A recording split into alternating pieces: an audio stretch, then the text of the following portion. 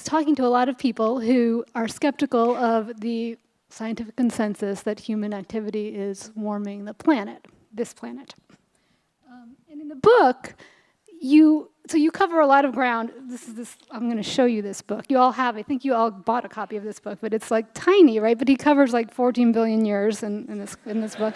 But so you tell 14 billion. Billion years. I did billion.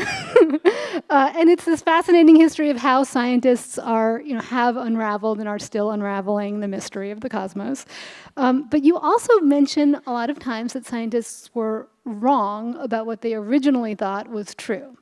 And the people that are skeptical of the scientific consensus about climate change, they say, well, the reason we're skeptical is because scientists are always wrong. Why should we believe them this time?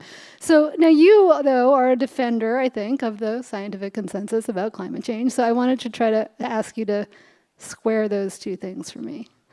Do they have a point? I mean, do they have a point? I'd be delighted, but I need a little more volume for this one. Can Turn up the volume. Can we up the microphone volume for this, please? Thank you. So here we go. The people who the New York Times calls climate skeptics are really climate deniers, okay? And your editorial policy as a newspaper uses the word skeptic. Sometimes we say deniers. We're a little bit schizophrenic on that. Yes, you are. Yes. I've noticed this. So it was an editorial decision. I remember when it happened. So the point is, anyone who comes to this problem asserting, well, scientists once thought the world was flat, and now, actually some people today think the world is flat, as you know. But if anyone comes to the problem behaving that way, it is simply because in their educational tenure, all the years they've ever spent in school, they were not taught what science is or how and why it works. And that is a missing piece of a puzzle, of an educational puzzle that people have been trying to reassemble and put back together and figure out what it needs to be or should be. I can assert without hesitation that all too often we think of children as, at any age, as a vessel that you pour information in, and then you close the vessel, hand them a degree, and they push them forward into life.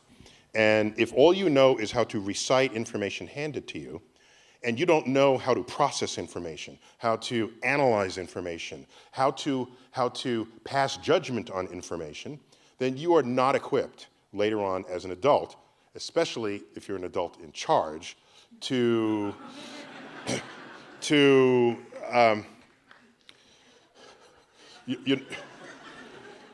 So my point is, if you,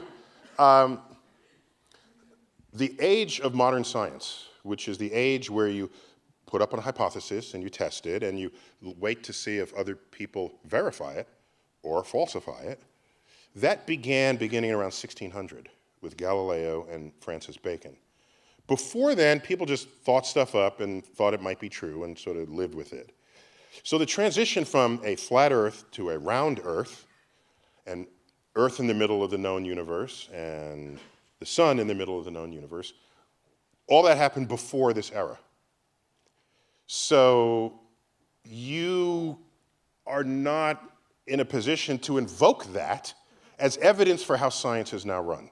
So like when you say in the book that scientists thought that the sun was a lump of burning coal, for instance. That was no, that's a different thing. That's a different thing. So now watch. Now, scientists can think all kinds of stuff, most of which will be wrong. Okay. Even in the published journals, most of what's in the journals will eventually be shown to be wrong. Okay? That's the frontier of research. And the frontier, the bleeding, bloody edge of the frontier of research, we're duking it out at conferences. You say something, I say, I don't believe you, and I got better data or different data, and I got my data from somewhere else, and you were delusional. This goes on the frontier. But you know what happens? I get a result, you're my competitor, and you try to show that I'm wrong, and you get a result that agrees with my result. Ooh, and then someone from another country does, and they kind of agree. There'll always be outliers, but what happens is you get this emergent truth. An emergent consensus, not of opinion, but of observation and experiment. And when that emerges, you have in your possession a new objective truth that will be true whether or not you believe in it.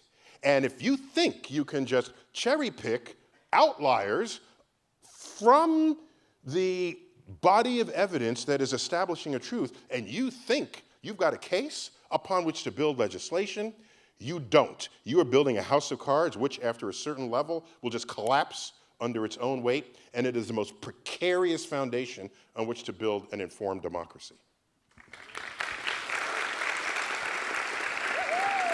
Okay.